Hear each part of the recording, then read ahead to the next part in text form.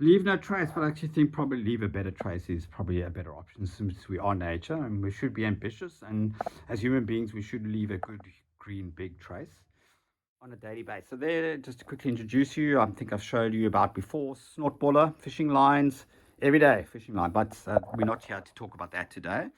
We're here to talk about relationality. So the ocean, the nature doesn't ask me for anything. It doesn't ask me to clean out it. This is no one's ever going to know. It probably won't even go down in history.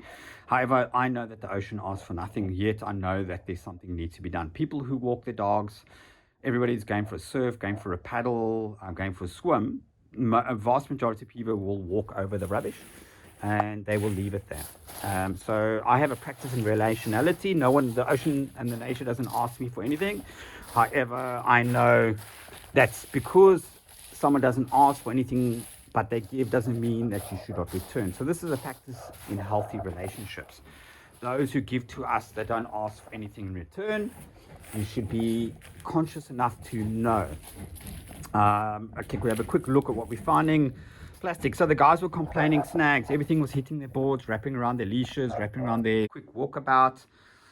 Using both hands. Thank you to Africa Burn for this amazing bag. This bag, I would assume now, has probably done a couple of hundred of these cleans up the mountains and on site, and then also here. So thanks, guys. Thank you to the Leave No Trace team in Africa Burn for supplying that.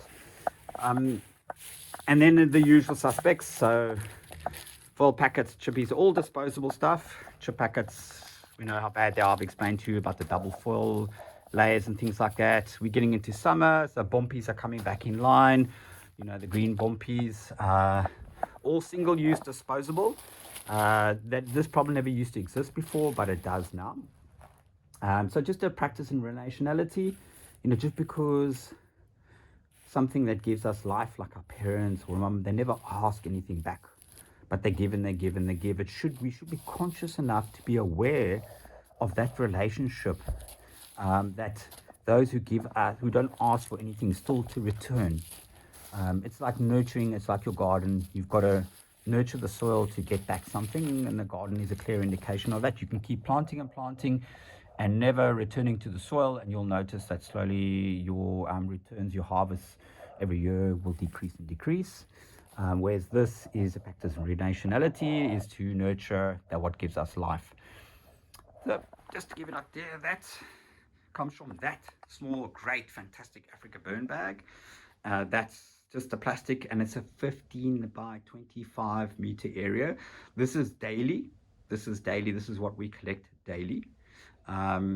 Plastic pollution is so prevalent now that people no longer notice it.